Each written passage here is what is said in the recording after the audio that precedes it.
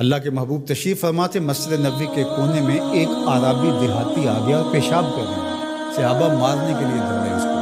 اس کو جھڑکے آقا کریم نے ان کو بلا لیا، کہا بیٹھ گیا تو اس کو کر لینا۔ جب اس نے پیشاب کر لیا تو آقا کریم علیہ السلام نے اس کو بلایا، کہا یہ مسجدیں ذکر و فکر کے لیے بنائی گئی ہیں، بول و براز کے لیے نہیں، اور پھر وہاں پانی بہا دیا۔ تو بعض کا ہم جس طرح سے لوگوں کے ساتھ رویہ کر رہے ہوتے ہیں، یہ جو موبائل ہے یہ اس دور کی ضرورت ہے، تو بعض کا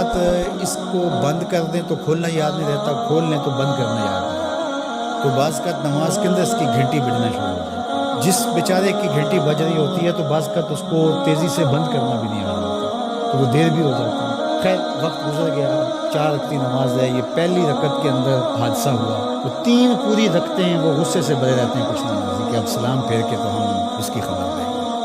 اور پھر سلام پھیر کے حالانکہ 3 رکعتیں گزر گئی ہیں، تم رب سے جڑے ہوئے ہو، تمہیں تو یاد بھی نہیں ہونا چاہیے۔ ترغیب کی آیتیں بھی آئیں، ترغیب کی آیتیں بھی آئیں، جنت کا تذکرہ بھی آیا، جہنم سے بھی ڈرایا گیا، تلاوت بھی ہوئی، تم سجدے میں بھی گرے اس کے حضور، تم رکوع میں بھی گرے، لیکن یہ نہیں بھولے کہ گھنٹی اس طرف سے بجی تھی۔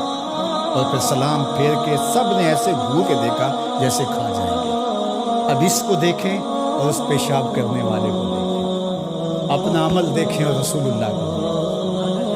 دیکھیں، ہم کہاں کھڑے ہیں۔ اور اسی لیے تو لوگوں نے بھگا دیا ہے مسجدوں سے لوگوں کو کہ جو مذہبی طبقہ اس کا رویہ کتنا سخت ہے۔ میں نے تو یہ دیکھا ہے کہ ایک چیز ہے جس کا تعلق دین سے اس طرح سے نہیں ہے، طریقہ کار سے ہے، تنظیمی طریقہ ہے، طریقت کا طریقہ ہے، آپ کا تربیتی طریقہ ہے، اور اگر کوئی بندہ اس طریقے کو اختیار نہیں کرتا تو اس کو مسلمان نہیں سمجھتا۔ میں ایک تنظیم کھڑی کر لی ہے اور میں اس کا ایک طریقہ وضع کرتا ہوں، اور اس کے مطابق جو نہیں چلتا تو میں سمجھتا ہوں کہ یہ تو مسلمان نہیں ہے۔ تو کیا ہم نے یہ رویہ اختیار کر لیا اور کیا انداز اختیار کر لیا؟ میں تو سمجھتا ہوں کہ اس وقت سب سے بڑا مسئلہ یہ ہے کہ منبر و محراب کے لوگوں کا بھی فہم دین ناقص ہے۔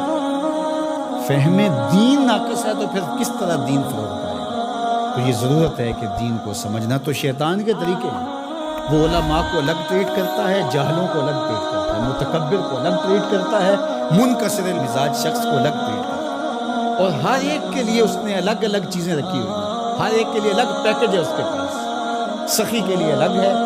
سخت شخص کے لیے الگ ہے، متکبر کے لیے الگ ہے، مولوی صاحب کے لیے الگ ہے، پیر صاحب کے لیے الگ ہے، کارکن کے لیے الگ ہے، لیڈر کے لیے الگ ہے، حاکموں کے لیے الگ ہے، نمازیوں کے لیے الگ ہے، ہر ایک کے لیے الگ اس کے پاس پیکج ہے، اور اس کے ذریعے سے وہ سب کو لوٹ رہا ہے۔ یہ شیطان کے مکر ہے، فریب ہے۔ یا ایھا الناس کلوا مما فی الارض حلالا طیبا ولا